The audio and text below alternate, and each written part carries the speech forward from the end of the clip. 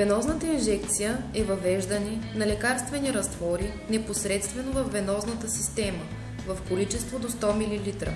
Въведените лекарствени вещества в кръвния ток на пациента действат много бързо, почти моментално. Вените, в които се извършват венозните инжекции, трябва да са повърхностни, да имат голям просвет, лесно да се фиксират, да са далеч от големите артерии и нерви. Кожата на тях да е гладка и здрава. От какво се нуждаете? Спиртни тампони, стерилни спринцовки, стерилни игли, турникет, лекарственото средство, ръкавици и бъбрековидно легенче. Подготовка. Проверете реда на медикаментозните предписания в документацията, като ги сравните с лекарското назначение. Идентифицирайте пациента, като го попитате за името му и го сравните с документацията. Вземете информирано съгласие и обяснете същността на манипулацията. Проверете годността на медикамента, цвят и бистрота.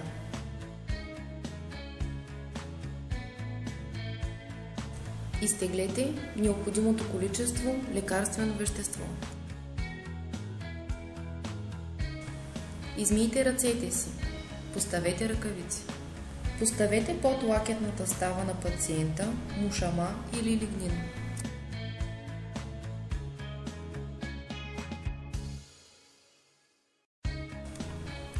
Поставяне на турникет.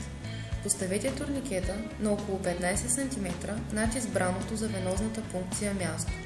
Ако вената се палпира лесно, но не се вижда добре, помолете пациента да стисне дланта си с юмрук и да я отпусне неколкократно. Не дръжте турникета на ръката на пациента по-дълго от 3 минути. Почистете мястото на инжектиране с спиртен тампон. Алгоритъм на извършване. Въведете иглата във вената под ъгъл 30-40 градуса. След проникване в просвета на вената, ъгълът се намалява до минимум и иглата се придвижва чрез лек натиск навътре, във венозния просвет. Попадайки в просвета на вената, издърпвайте буталото на спринцовката с лявата си ръка, за да сте сигурни, че иглата е попаднала във вената. Отпуснете турникетът. Въведете бавно лекарствения разтвор във вената.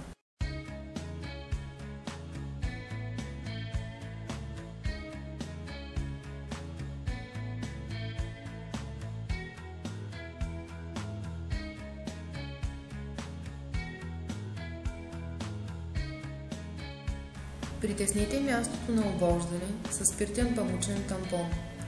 Извадете иглата с бързо движение по уста на вената. Притиска се мястото на обождане от 3 до 5 минути. Изхвърлете използваните пособия в обособените за това места.